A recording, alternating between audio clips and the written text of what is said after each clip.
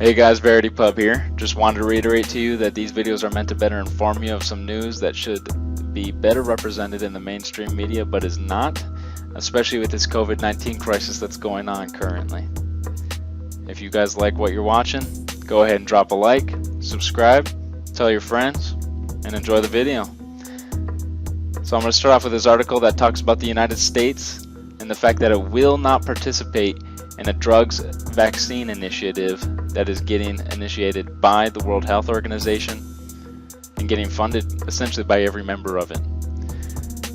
Now, the reason why this is a big deal is because the US recently announced that it will not be funding the World Health Organization anymore because of some mistakes that it has made in the past, and they were serious ones. The World Health Organization overall, it screwed up at the beginning of this COVID-19 crisis. It didn't realize how bad it actually was, and it did not pass the news that it should have. We ended up having to find out about it when it was too late, and it made reacting a lot more difficult. We could have been a lot more proactive about this situation, and now it's to the point to where it's too late to be proactive, and we are currently reactive as a world because of it. So it's good that the US is putting the World Health Organization on the spot, is what I'm trying to say. And this is a big deal, especially for the fact that the European nations usually rely on the United States for a lot of things that happen in the world, especially with crises. They rely on us for a lot of funding, for a lot of leadership, and we are not providing that to them when it comes to COVID-19 currently, and partly for good reason. Now I'm going to move on to another pretty big piece of news here, is that China prosecuted its first overseas national for Hong Kong interference. Now guys, this is a pretty big deal.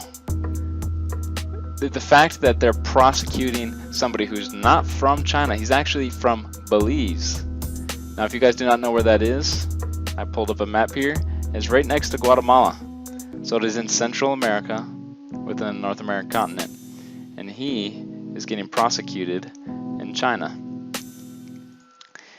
Now, this is a pretty big deal because there's a lot of support for the protests worldwide, mostly because of its pro-democratic values. They run the risk of having their justice system be put under the control directly by the Chinese government and actually get sent over to China for their court cases for the crimes that they committed in Hong Kong, which Hong Kong is supposed to be a separate country, but this deal was made a long time ago and the people do not want any part of it right now. China is going to crack down on anybody that interferes with that. Anyone.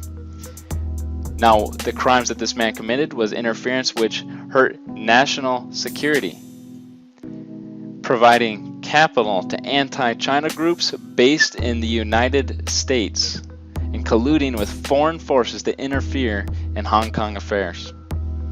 So this guy was giving money to anti-Chinese groups in the United States of America, and he's getting prosecuted for that, endangering Chinese national security. Now if you guys know what China kills people for over there, this is definitely on that list. If you interfere with China's national security and they have you in their hands, that's a death sentence over there, guys. This is a big deal, and he is not from China. This is a businessman. I highly encourage you guys to look into this article some more. Now, new evidence supporting credibility of Reade's allegation against Joe Biden emerged today, which this is a pretty big deal too, especially with that hashtag #MeToo movement that went around and went viral. I highly encourage you guys to look into this article fully. Everybody is innocent until proven guilty, but there's a lot of evidence that's backing up this here right now. There's some phone calls that are brought up and brought to The Intercept, and what makes it really sad, guys, is this article wasn't publicized much at all. It was kind of actually difficult to find. Once you actually find the words that Tara Reade, new evidence, then you can find it pretty easily. But other than that, it's not on the mainstream media too much. Here's the little quote. "I remember it being an anonymous call and her saying my daughter was sexually harassed and retaliated against and fired. Where can she go for help? I was mortified." And this is when she left Biden's office, because those of you who do not know Tara Reade, she worked for Biden's office, and she claims that she was sexually assaulted by him. She's not the only woman that made these allegations, but this is the most credible allegation that was made thus far. Now moving into the next article, Iran announced today that they had 400 American targets planned to strike if we retaliated against them for their Iraqi strike that they conducted on one of our bases that housed 1,000 Americans in January. And this is a pretty big deal, especially since they just launched a military satellite the other day, because military satellite launches utilize intercontinental ballistic missile technology, and a country that is retaliating against our country in that way and has the ability of intercontinental missiles, that's a huge deal, guys. These guys are extremely aggressive, and we are being aggressive back in order to, deter their aggression. And for the most part, it seems like it's working and not working at the same time. They've made some allegations that this COVID-19 was created to kill them.